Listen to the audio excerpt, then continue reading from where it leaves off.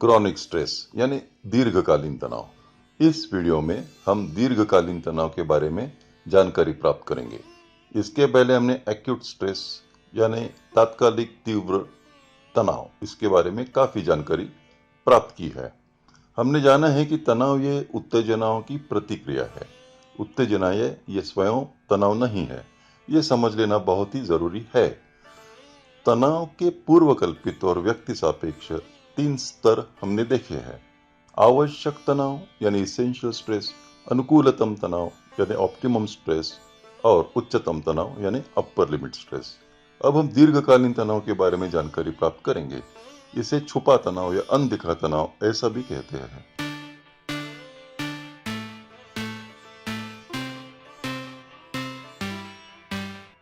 जिंदगी में सामान्य कार्य करते वक्त हमें तनाव के 3 स्तरों का सामना करना पड़ता है। आवश्यक तनाव, अनुकूलतम तनाव और उच्चतम तनाव। आवश्यक तनाव हर दिन की जिंदगी के कामों के लिए बहुत ही आवश्यक है। अनुकूलतम तनाव ये आनंद और समाधान प्रेरित करने वाला तनाव है। और ये उच्चतम तनाव, इस स्तर पे हम टूट सकते हैं। ये बर्दाश्त के बाहर भी हो सकता है।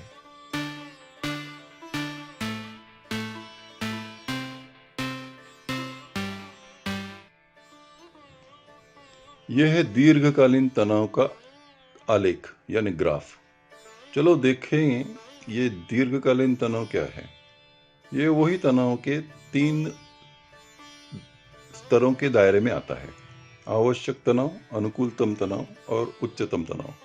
इस आलेख में एक्स एक्सिस पे तनाव के ये तीनों प्रकार स्तर आवश्यक, अनुकूलतम और उच्चतम दिखाए गए हैं।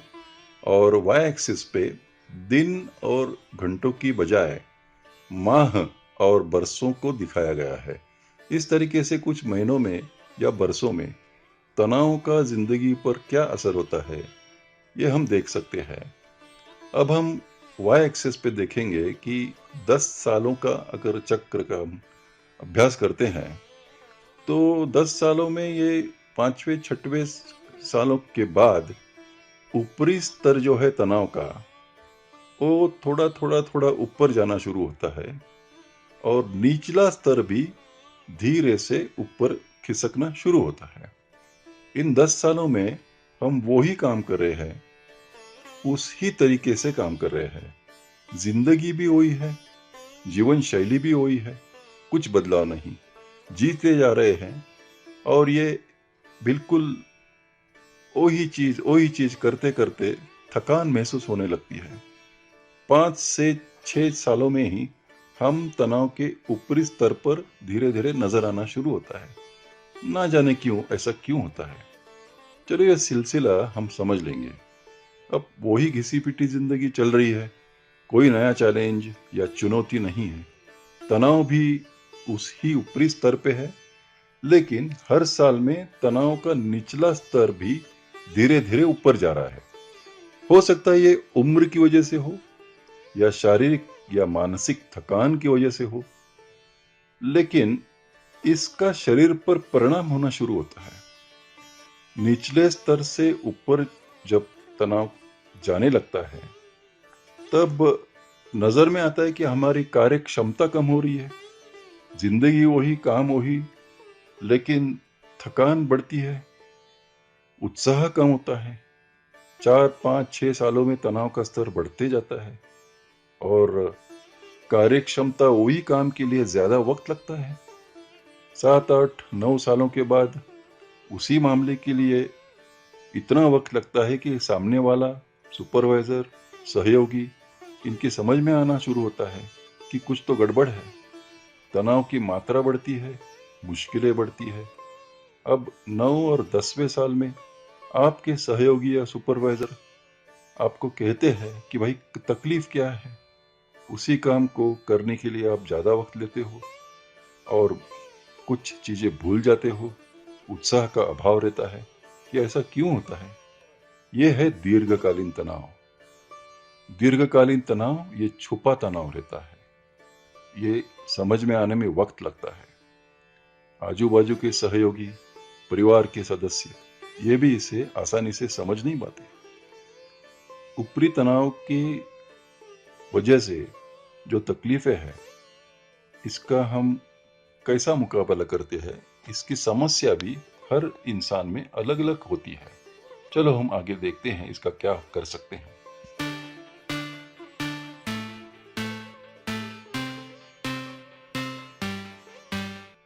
तनाव की शारीरिक प्रतिक्रिया क्या होती है? अब यह संवेदनाओं की प्रतिक्रिया स्वरूप निर्माण होने वाले तनाव, इनमें ज्यादा बदलाव नहीं होता, लेकिन लगातार आपका रक्तदाब बढ़ता है, हृदय की गति बढ़ती है, सांसों की गति बढ़ती है, ज्यादा पसीना आ जाता है, आपके श्वासों की गहराई कम होती है, स्किन रेजिस्टेंस कम होता है। ऐसे लोग ज्यादा थकावट महसूस करते हैं, उनकी नींद भी ठीक से पूरी नहीं हो पाती, उनको उत्साह कम रहता है, बीमार होने के संकेत मिलते हैं। यह सब तो होता ही है, ऐसा नहीं है, लेकिन उनकी कार्यक्षमता जरूर कम हो जाती है, ये निश्चित।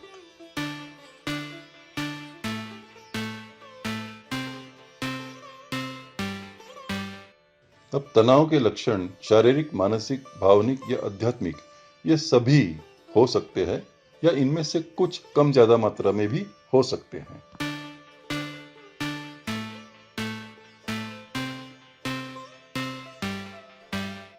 एक्टिविटी एस्टिमेटर यानी शारीरिक, मानसिक, भावनिक और आध्यात्मिक इन गतिविधियों का आकलन।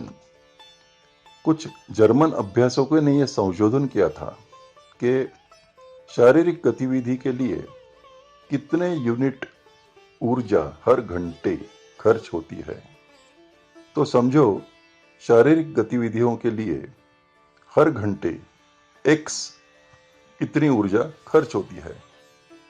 फिर उन्होंने यह संशोधन किया कि मानसिक गतिविधियों के लिए अलग अलग मानसिक स्तर के लोगों पर कितनी ऊर्जा हर घंटे खर्च होती है। तो यह चौंकाने वाली बात है कि मानसिक गतिविधियों के लिए 4 से लेकर 14 गुना तक ऊर्जा हर घंटे खर्च होती है। उन्होंने भावनिक गतिविधियों के लिए भी जानने की कोशिश की, लेकिन इसके बारे में वो जान न पाए, ये प्रयोग सफल नहीं हो पाया। लेकिन मेरे अनुमान से भावनिक गतिविधियों के लिए भी अलग अलग भावनिक स्तर के इंसानों पे प्रयोग करने के बाद पता ये चलता है कि इनके लिए भी 4 से 14 गुना तक हर घंटे ज्यादा ऊर्जा खर्च होती है शारीरिक गतिविधियों के मुकाबले। तो इसके बारे में, मेरे भावनिक गतिविधियों के बारे में इस वीडियो में विस्तृत जानकारी दी गई है। ये वीडियो आप कृपया देख लें।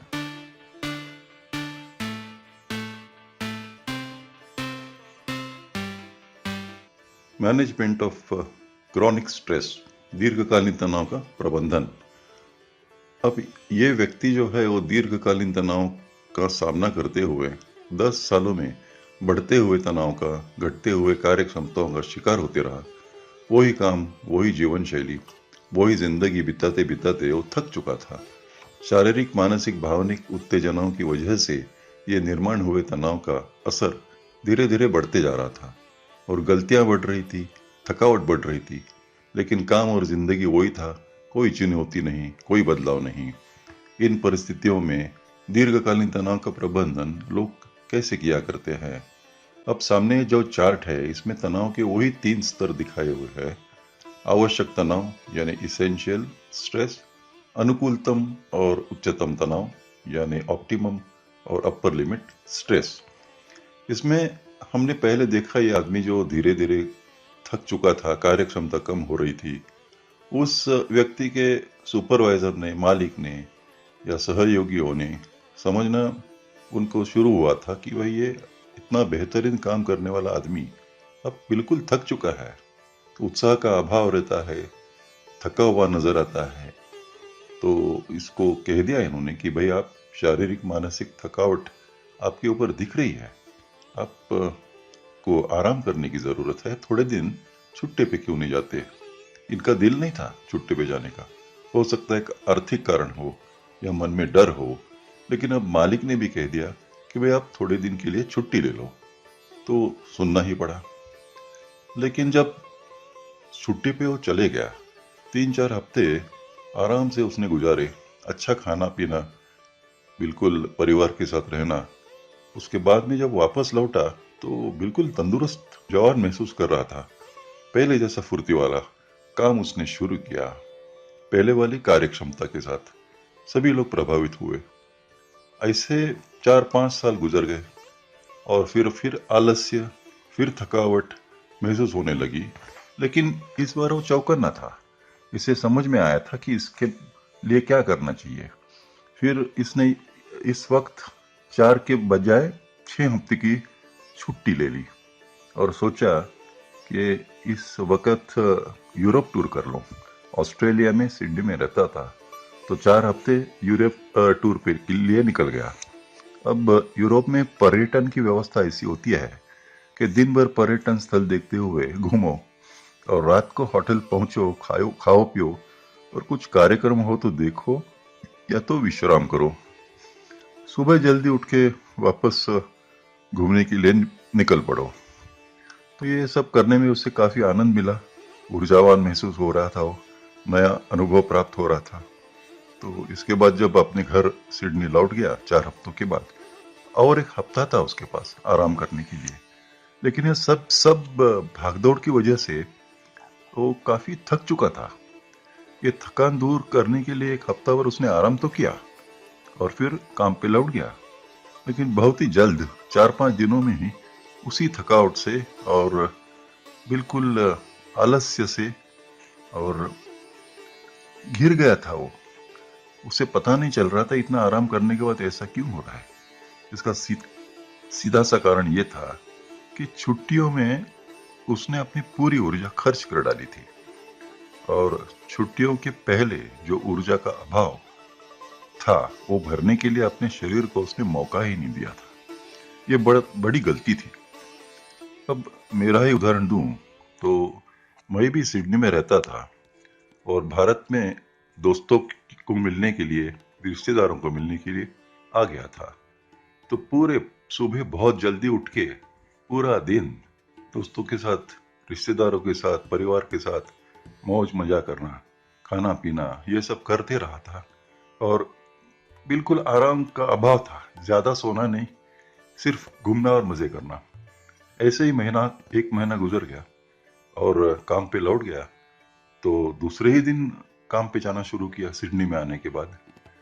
लेकिन 3-4 दिनों के बाद ऐसा लगा कि भाई थक चुका हूं। अगले हफ्ते के अंत में 2 दिन की छुट्टी जो रहती है उसमें पूरा आराम किया। उसके बाद मेरी थकान पूरी निकल गई, बिल्कुल पहले जैसा ताजा बन गया मैं, ऊर्जावान। ये इसके लिए हुआ कि मैं जवान था। इसका मतलब ये है कि तनाव ये सिर्फ शारीरिक थकान से नहीं आता। ये शारीरिक, मानसिक, आर्थिक, आध्यात्मिक इसी का मेल है। तो इसको समझना जरूरी है।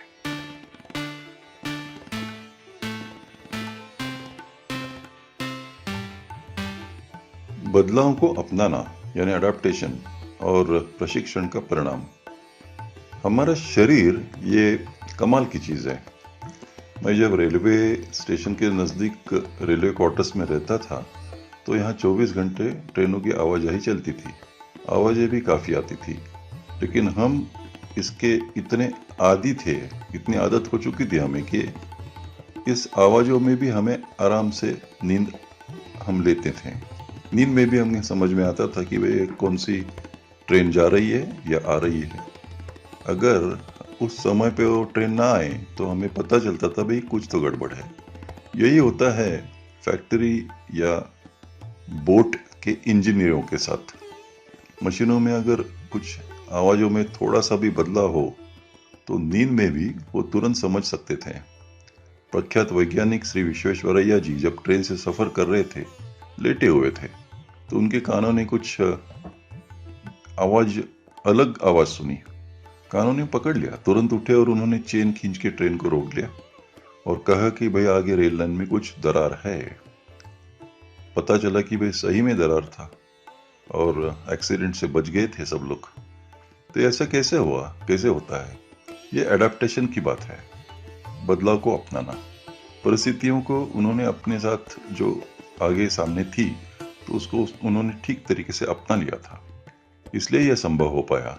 इस तरह शारीरिक तनाव जो होते हैं उसको भी कुछ लोग बहुत अच्छी तरह से अपना लेते हैं, तो उनकी क्षमता बढ़ाते हैं। एक क्षमता सभी में रहती है, अलग अलग मात्रा में। बदलाव अपने लिए बहुत महत्वपूर्ण है।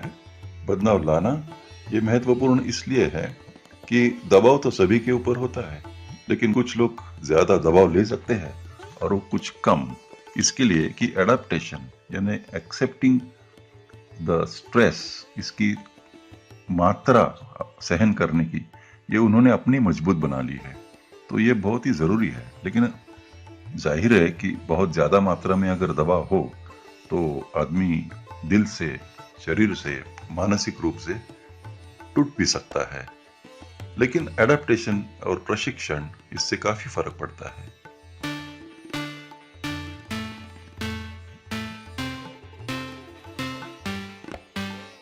तनाव प्रबंधन प्रक्रिया कैसे करें? तनाव प्रबंधन, इसमें 3-4 चीजें हैं। जीवन शैली इसमें महत्वपूर्ण है।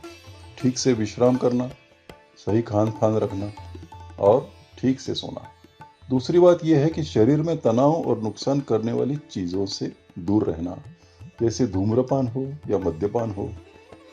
तीसरी बात ऐसी कि सकारात्मक दृष्टिकोण रखना, जैसे अपने पास जो है उसका आनंद लेना, ना कि जो नहीं है उसके लिए रोते रहना। और सकारात्मक दृष्टिकोण ये भी है कि हर दिन नया दिन है, नई उमंग लेके आता है, उसको उसी तरीके से अपनाना ये महत्वपूर्ण है।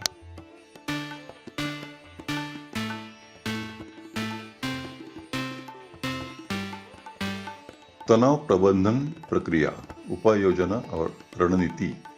समय का सही उपयोग, विश्वासपूर्ण रवैया, उद्देश्य और लक्ष्य की ओर ध्यान देना, सही संवाद, योग्य रणनीति का स्वीकार करना, योग, प्राणायाम, ध्यान धारणा, व्यायाम, मसाज, एक्यूप्रेशर, लाफ्टर क्लब्स, इसका इस्तेमाल करना। लाफ्टर क्लब का मूल उद्देश्य यह है कि आप पूरे सांस लेने का व्यायाम सीखें। इसका यह उद्देश्य नहीं कि सिर्फ हंसना और हंसाना। और फिर योग्य विश्राम, शारीरिक और मानसिक तौर पे योग्य विश्राम की भी काफी आवश्यकताएं हैं।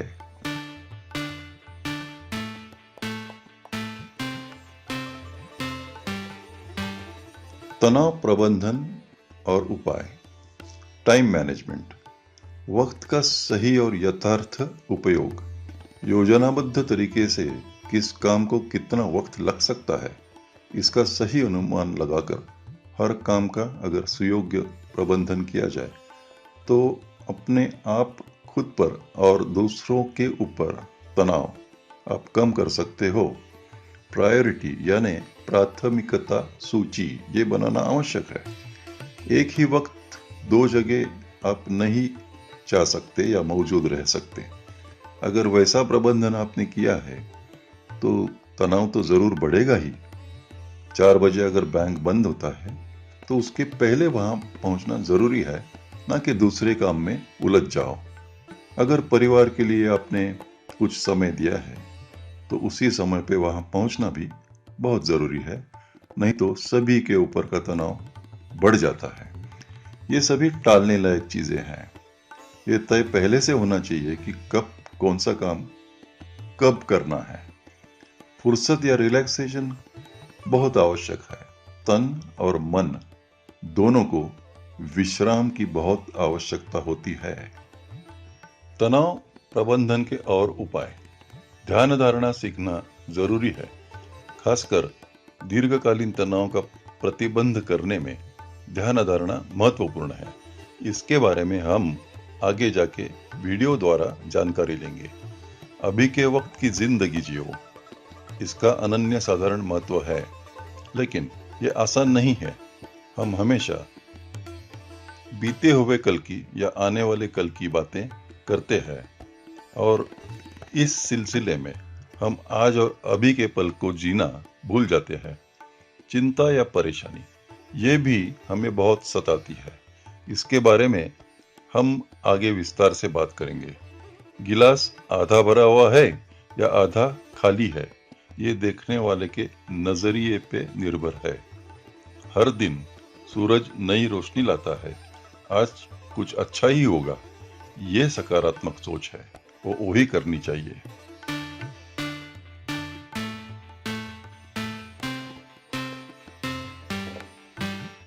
शारीरिक प्रतिक्रियाएं और विश्राम का प्रभाव। हम जानते हैं कि तनाव से हृदय की गति बढ़ती है, रक्तदाब बढ़ता है, सांसों की गति बढ़ती है, पसीने छूटते हैं। लेकिन विश्राम करने से हृदय की गति कम होती है, रक्तदाब कम होता है, सांसों की गति कम होती है, सांसों की गहराई सखोलता बढ़ती है और स्किन रेजिस्टेंस भी बढ़ता है। ये सब सप्रमाण सिद्ध हो चुका है।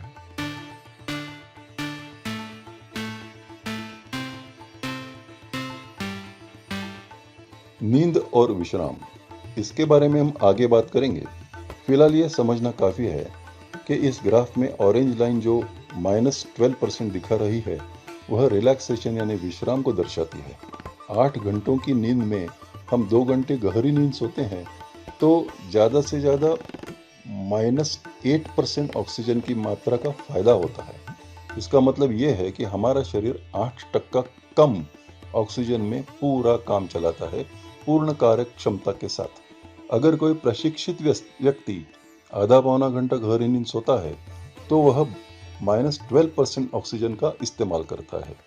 जागृत अवस्था में 100% ऑक्सीजन का इस्तेमाल अगर हो तो अब 12% ऑक्सीजन कम लगता है। ये बहुत ही बड़ा फायदा है। और श्रद्धा और कृतज्ञता से भी होता है।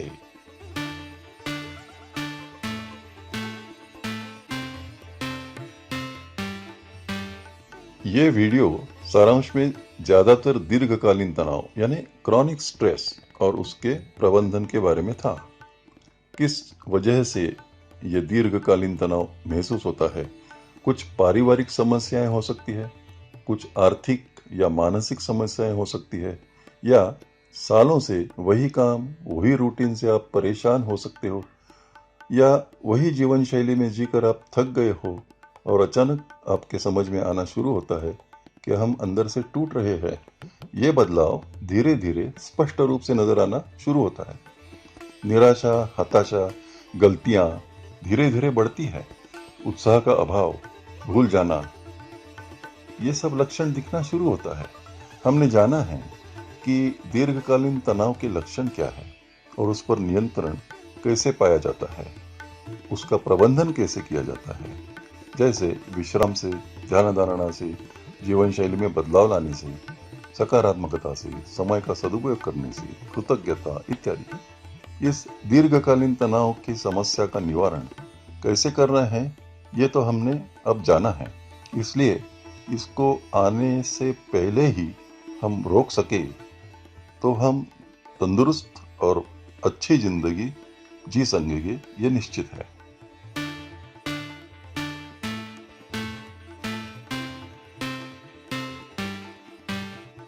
अभी थोड़ा सा मेरे बारे में, मैं पूना में होता हूँ, एक्यूपंक्चर निसर्ग उपचार का क्लिनिक चलाता हूँ, सूर्य नमस्कार सिखाता हूँ। हमें सिखाने के लिए 8 घंटे लगते हैं। 8 हफ्ते में एक बार 1 घंटे का क्लास होता है। हमारा सूर्य नमस्कार 70 प्रकार के लेवल्स ऑफ डिफिकल्टी है और उस हिसाब से हम हर व्यक्ति को जितना उनकी कुवत है, उनकी कैपेबिलिटी है, उस हिसाब से हम सिखाते हैं। हम निसर्गोपचार को साइंटिफिक बेसिस पे लाने की कोशिश जारी है। मैं शिवाम्बू का तज्ञ होने के नाते शिवाम्बू का प्रचार करता हूँ। गए 4-5 सालों से मैं ऑनलाइन क्लिनिक लोगों को फायदा करने के लिए मदद की हिसाब से करता हूँ। अगर किसी को कोई सवाल हो तो मुझे ईमेल पे कांटेक्ट करें और मैं उनसे सलाह जरूर दूंगा। आजकल 4-5 सालों से पूरे विश्व में लोग मुझे कांटेक्ट करते हैं और काफ़ी लोगों को फ़ायदा हो चुका है।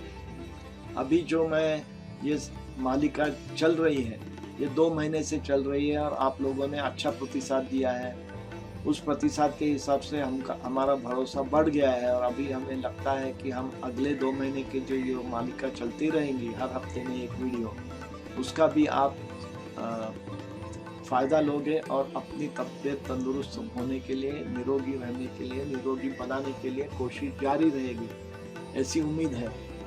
यहाँ मैं आप समाप्त करता हूँ और एक हफ्ते में फिर मिलेंगे। नमस्कार।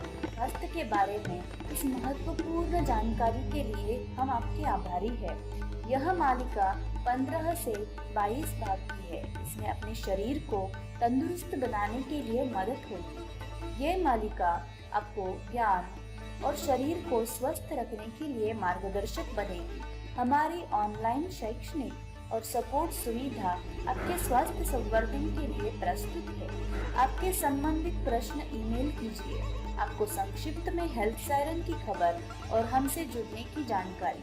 अगर आपको यह वीडियो पसंद आया तो इस चैनल को लाइक और सब्सक्राइब करना न भूलें। Download app Health Siren for all health solutions at your doorstep.